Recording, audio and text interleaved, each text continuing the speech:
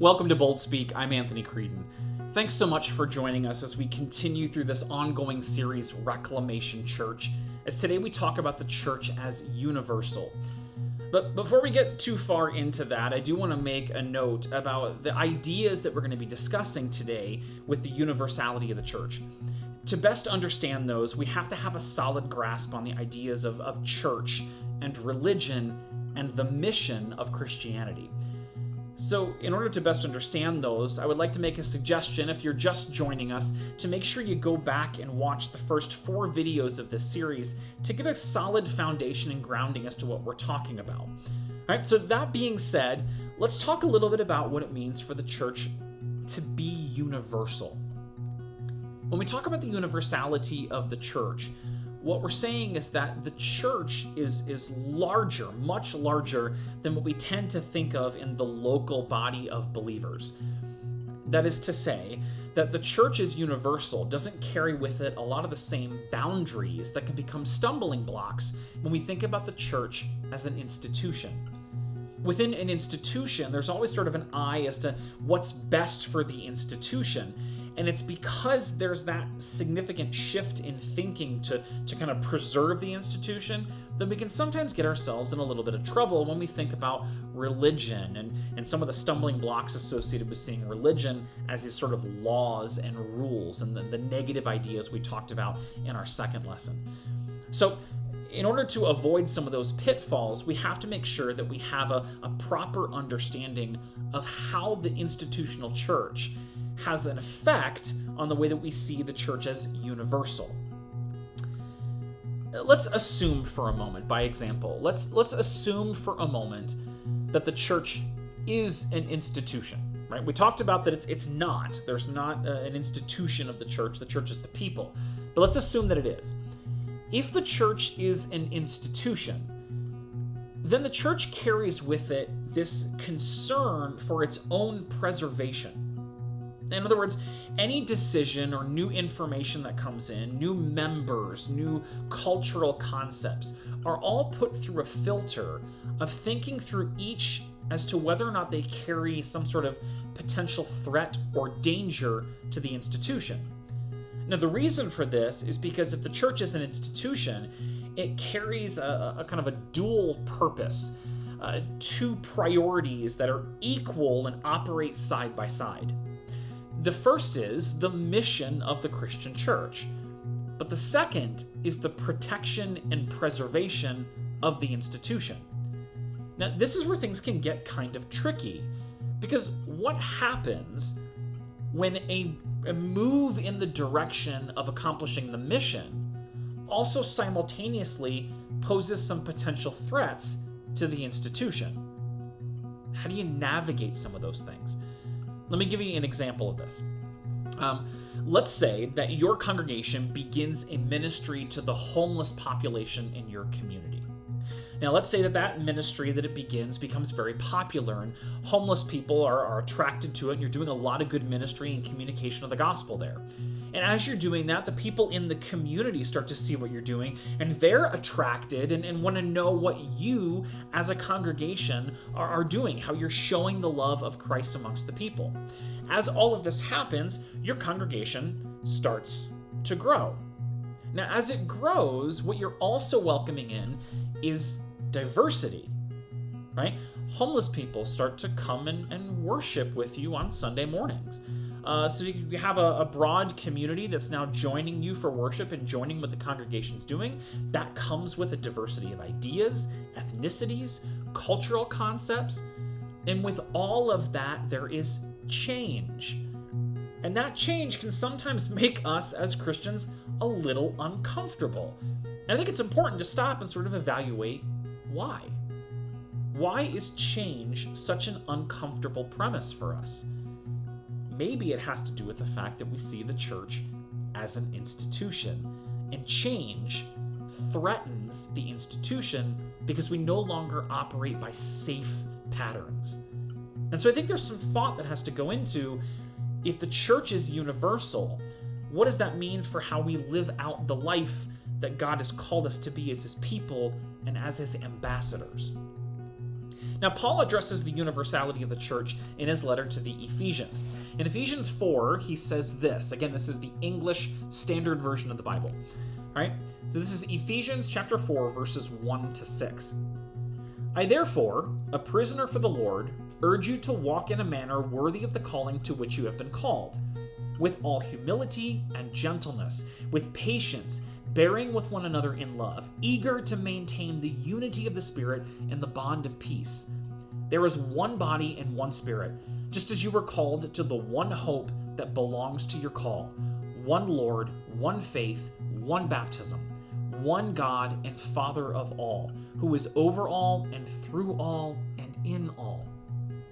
What Paul is expressing here is that the nature of the church being universal is centered on the one God and one Spirit that moves within the body of believers, the people, that allows for a broad understanding of how we practice and live that out, that welcomes the kind of diversity that God calls us to, for instance, in 1 Corinthians 12, where we're all a part of one body, even though we'll operate a little bit differently. Now, what this means in practice for our congregations is that we should be willing to accept and welcome anyone who confesses faith in Jesus Christ. Anyone who comes with that confession of who Jesus is and what that means should feel at home in our congregations, not odd or so different that it becomes uncomfortable for them. Now, we can best understand the universality of the church in light of this by focusing on three distinct ways that the church is universal. The first is the church is universal through time. That is to say that the Holy Spirit that creates faith and drives worship was the same for Adam and Eve, is the same for us, and the same for all who will come after us, even much, much after us, right? A long time after us. So the church in that way is universal in time. The second way we understand it is that the church is universal in space. Here we have to break down some of the false boundaries we have associated with the institutional church. The church is not a building, nor is it isolated to a specific geography. Everybody throughout the world, through space, operates within the same Christian church because we worship the same God, and it's moved and motivated by the same Spirit when we confess faith in Jesus Christ. Finally, the third way that the church is universal is that it's universal through culture. Specifically, what we mean here is that the Christian church is not American, nor is it African, or European, or Australian, or Asian, or the list goes on and on. There's no specific culture of Christianity. Christianity is about a belief system, and how we execute that may look different in different cultures. Different messages may communicate in different ways. Different music may communicate in different ways in worship.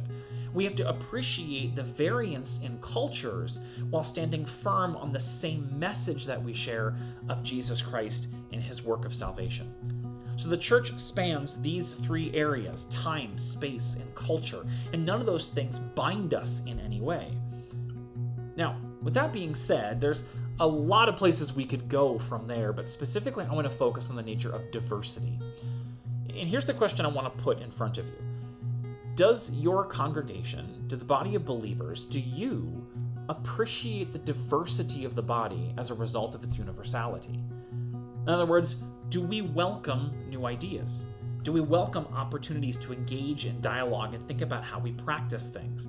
Now, I say that while at the same time recognizing there is a solid confession of the Christian church, and the truth of God is uncompromisable, and we have to maintain that.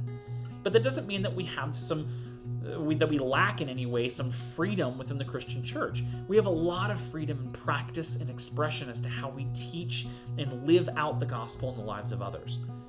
Typically, I see problems in congregations in regard to the universality when we're so concerned with protecting the institution that we sort of wave away or brush off any new ideas or possibilities for change because we've so associated the church with this institution that we feel it's our responsibility to defend. In fact, my experience has been that church conflict is never worse than when we associate the ideas of the church with the institution and then believe that it's our personal mission or task to in some way protect it. We're not called to be defenders of an institution. We're called to be ambassadors of Jesus Christ. And that's a very big and important point to make when it comes to the diversity within the Christian church. We should welcome other cultures and ethnicities. We should welcome a diversity of people who are willing to engage together to do the best thing for the mission of the gospel of Jesus Christ. Now, that doesn't mean that we just take any traditions or patterns that we have and throw them away. We do have a long history within the Christian church that we have a responsibility to. And so we have to measure and kind of balance those things. Do the traditions we have support the institution, or do they support the communication of the gospel? If it's the institution, then yeah, maybe we should consider getting rid of them. But if it's to support the gospel and education, well, then maybe they have some value. And that's what we're going to talk about in the next lesson. If you have your study guide, the section on your thoughts has a question to you about the import of history into the nature of Christianity and what you think.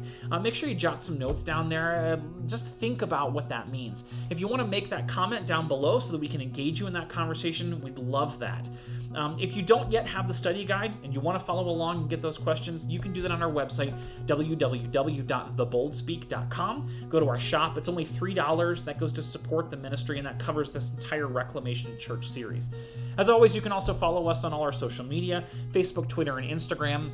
At /TheBoldSpeak, and engage with us there. Again, very glad you can be with us, and look forward to talking with you next time and closing out this short series on Reclamation Church with you as we consider the church within history. Until next time, I'm Anthony Creedon, and that is The Bold Speak.